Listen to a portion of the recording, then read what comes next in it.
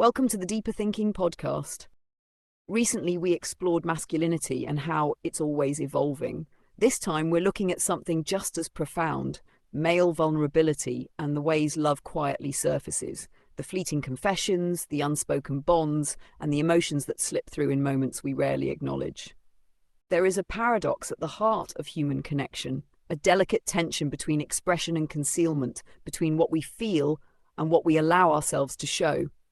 We spend much of our time constructing the architecture of restraint, hiding vulnerability behind humor, cloaking affection in sarcasm, maintaining a careful equilibrium between presence and distance. And yet, under the right conditions, that structure collapses. It happens suddenly, unpredictably, often in the spaces where inhibition is lowered and self-consciousness recedes. The laughter grows louder, the music swells, a drink lingers in a raised hand, and then it comes, unfiltered, unguarded, raw. "You know I love you, man."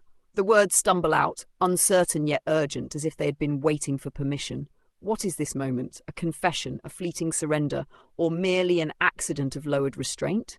Does it reveal a deeper truth? Or is it simply an illusion, an emotional mirage conjured by alcohol and circumstance? Philosophers have long grappled with the nature of authenticity. Sartre warned that human existence is often a performance, that we wear masks crafted not just for others but for ourselves. Kierkegaard, however, argued that the self is layered, containing both the constructed persona and the unspoken, more fragile core beneath. The tension between these two selves, one carefully controlled, the other desperate to be seen, plays out in the shifting tides of human interaction. Alcohol, neuroscience tells us, suppresses the prefrontal cortex, the region responsible for self-regulation and social restraint. But what if, instead of creating artificial sentiment, it merely reveals what is already there? What if those words, "I love you, man," are not drunken nonsense, but a truth that, in the cold precision of sobriety, is simply too difficult to say? This fleeting collapse of inhibition is not limited to alcohol-induced confessions. It manifests in other ways, in the camaraderie of war, in the collective euphoria of concerts, in the fervour of religious experiences. Anthropologists have long noted that synchronized movement, dancing, singing, chanting, induces a sense of shared identity, temporarily dissolving the barriers between individuals. The neuroscience of rhythm shows that when people move in unison, their brainwaves begin to synchronize, creating a heightened sense of connection. This suggests that vulnerability is not merely a matter of personal disposition, but a state that emerges under the right conditions. We do not always avoid intimacy because we fear it, but because we are waiting for the moment where it feels safe enough to express. And yet when the moment passes, the tide withdraws. The next morning, the affection that was so freely given is repackaged as comedy, wrapped in the armor of irony.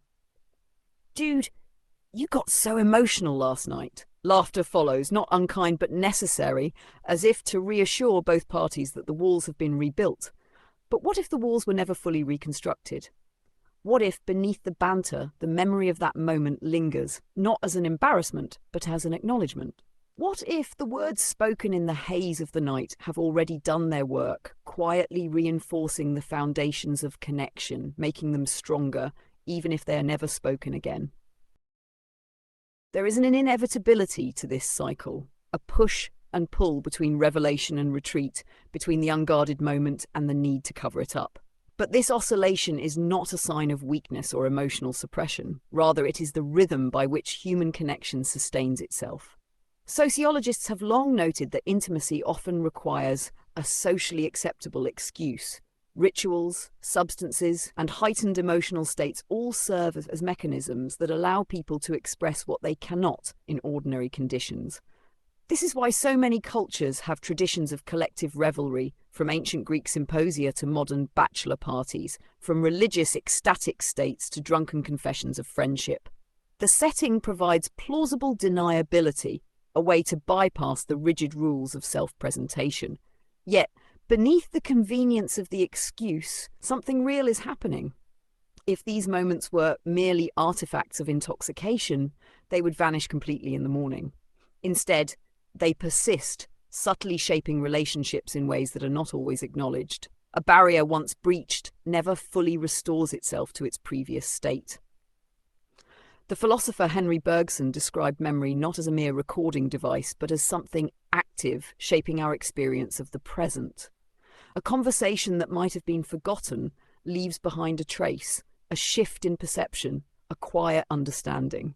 When a friend, in a moment of emotional release, expresses love or gratitude, that sentiment may not be discussed again, but it becomes a reference point, altering the dynamics of the relationship in ways that neither party may ever directly articulate. Consider the way irony is often used to navigate this complexity. In modern masculinity, in particular, irony functions as both a shield and a bridge. A group of men may be outwardly reluctant to express affection, but beneath the teasing, the affection is real. "You're an idiot," said with a smirk, means, "I know you, I accept you." The more one is included in the banter, the deeper the bond. This interplay between sincerity and humour, between vulnerability and the instinct to diffuse it, mirrors an older form of storytelling, the tragicomic. Shakespeare understood this well. His greatest plays, from Hamlet to King Lear, oscillate between sorrow and absurdity, knowing that the most profound truths are often delivered not through grand monologues, but through moments of levity, where the truth slips out sideways. Perhaps this is why the words spoken in moments of uninhibited emotion feel so weighty, not because they are entirely foreign, but because they confirm something already understood. The affection, the loyalty, the love, it was always there. It simply needed a moment, a context, an excuse to be spoken aloud. And when the moment is over, when the laughter returns and the night fades into memory, something remains. Not the exact words, not the details of the conversation, but the unspoken certainty that, for a brief instant, nothing was hidden. And maybe, just maybe, that is enough. There is a certain poetry in this ebb and flow of human connection, the way it expands in fleeting moments of unguarded emotion, only to recede again into the safety of routine. We speak of barriers and facades as though they are prisons, but perhaps they are also necessary. If we lived in a state of constant openness, if every thought and feeling were made permanently transparent, would connection retain its meaning? Or is it that contrast between concealment and revelation that gives these moments their weight? Nietzsche might argue that there is no true self beneath these performances, that every expression, whether restrained or uninhibited, is just another mask, another role we play depending on the context. But if that were entirely true, if these declarations of affection were purely circumstantial, they would disappear without a trace, leaving nothing behind. Instead, they become part of a quiet, unspoken language, reshaping relationships in ways that are felt rather than discussed. The Japanese concept of hone and tatame speaks to this duality, hone being one's true feelings, tatame the social face presented to the world. In Western culture, this dynamic is often framed in terms of repression versus expression, as though one is inherently false and the other inherently real. But perhaps they are both necessary aspects of human interaction, working in tandem rather than opposition. We live within both, moving between them as the moment requires. And so we return to that moment, the warmth of a friend's hand gripping your shoulder, the sincerity in their voice, the words that escape before inhibition can catch them. The next morning, the specifics may be lost to time, but something has shifted. No one brings it up again, yet it lingers in the way conversations unfold, in the ease of silence between two people who no longer need to prove anything. The distance remains, but it has changed shape. Perhaps this is how connection truly works, not in grand declarations, not in perfect vulnerability, but in these brief collisions of truth and restraint. In the words spoken once, never repeated, yet never forgotten.